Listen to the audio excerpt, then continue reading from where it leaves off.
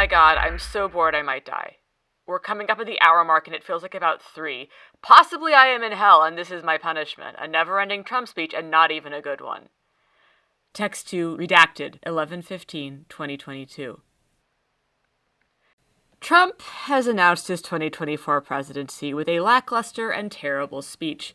I would tell you if the speech was good. I have no problem admitting that Trump has delivered some barn burners in his time. This was not a barn burner. This was a lighter that works if you shake it hard enough. This speech was so bad that 45 minutes in, Fox News cut away from it and started in an analysis. This speech was so bad that the audience handpicked to witness this historical moment, this great Trump comeback, the most deplorable of all deplorables, the darkest of dark MAGA, audibly flagged in their applause during the back half of the speech. Trump seems about as excited about running in 2024 as someone in middle management going back to work after an extended vacation. At one point, Trump pointed out that he had a very nice life before he ran for president. Now, Trump has pointed this out before. What I've never heard him do, personally, is give a bitter little laugh as he says it. Someone sat Trump down before this speech and told him to stick to the script. That or Trump didn't care enough to stray from it. The first half reminded me in tone and cadence of speeches decrying violence after Charlottesville on January 6th, something he had to do but did not want to. Just a tired, sullen 76-year-old saying the exact same thing he said since early 2021. Everything was perfect when he handed the country over to Biden. And I mean, whomst amongst us can forget the paradise on earth that was America in 2020? Infamously a great time to be alive. Too bad that's all behind us now. Anyway, Joe Biden took charge in 2021 and everything went to hell in a handbasket immediately. Trump spiritlessly recited a list of sins purportedly committed by Biden, which, if you watch as many Trump speeches as I do, you know by heart. Streets running red with blood, skyrocketing inflation, high gas prices, energy dependence, police spat on the street, something, woke SJW, military, Russia would never have blah, blah, etc. Look, some of these things are true and most of them are complicated, but the point is he couldn't even be bothered to come up with a new Tight 5 to launch his presidential campaign. Really? About half an hour through, Trump made the announcement we all knew he'd make. The crowd cheered, Trump smiled. Here we go again. The normal thing to do at this point would be to say some stuff about how he's going to fix everything and then go into the ritualized ending, complete with either YMCA or Hold On, I'm Coming, depending on his mood. Probably Hold On, I'm Coming, more thematically relevant. And had Trump done this, had he wrapped up, he would have been quitting while he was ahead. Instead, relieved of the shackles of his pre-written speech, Trump felt free to go off script. There are two kinds of off-script Trump. The first is frankly a delight if you're a big ol' sicko like me. This is where we get the nicknames and the memeable moments. This is where we get the good, weird stuff that makes Mr. Trump a spectacle no one can ignore. And then there's the kind of off-script Trump we got in the back half of this speech. This is the one where he tells his weird little stories in no particular order, which is what I imagine things sound like in Trump's head 24/7.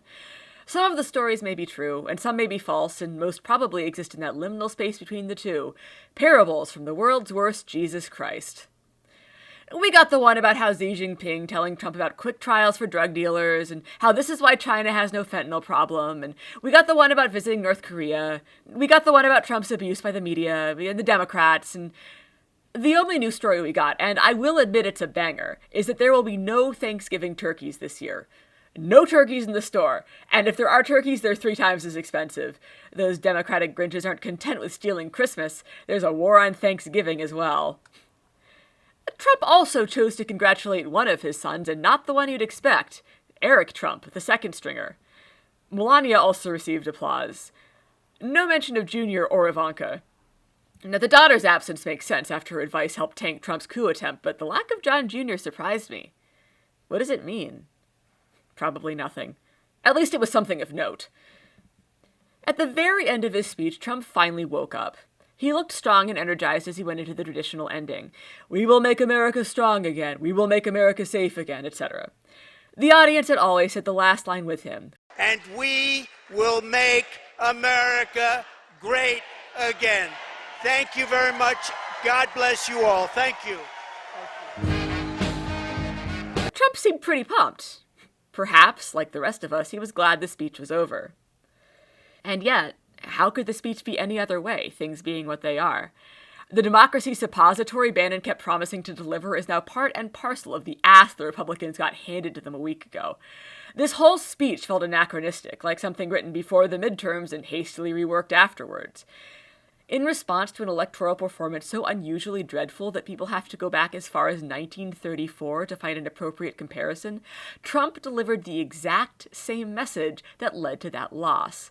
MAGA failed terribly last Tuesday, and the response, so far, is more of the same. It won't stay like this. The conservatives will adapt and overcome. Soon there will be a more coherent message, a story that explains how the red trickle is the fault of rhinos and the communist Chinese and radical liberals, and anyone but the silly boy who forced so many terrible candidates through the primaries only to see them crash and burn in the general. A great silly lad who stood before the American people with a big red tie hanging to one side of his coat like a dog's enormous tongue. A giant sullen septuagenarian who thought this speech would be a victory lap and is instead faced with the specter of his defeat. Charlottesville and January 6th were ugly moments. The 2020 election was similarly devastating to Mr. Trump. But Trump could distance himself from both Charlottesville and J6 and still maintains he did not lose the 2020 election. No such fig leaf for the 2022 midterms as of yet. With the economy in the shitter and gas prices soaring, the Republicans should have cakewalked to a historic win. Instead, they barely clogged their way to the thinnest of majorities in the House. They may have actually lost a seat in the Senate. Worst of all, they lost control of the state governments. For the first time, the American people have slapped Trump in his big, wet face. He has no idea what to do with these emotions. And Trump was surely aware during his entire speech that an easily drivable distance away, another star rises, Ron DeSanctimonious. The short dumpling man is currently receiving the adoration Trump craves so terribly. The former president is both coping and seething. The cardinal sin in American politics, practically speaking, is not evil, or racism, or misogyny, or attempting to steal an election. It is to be boring. Trump was boring last night.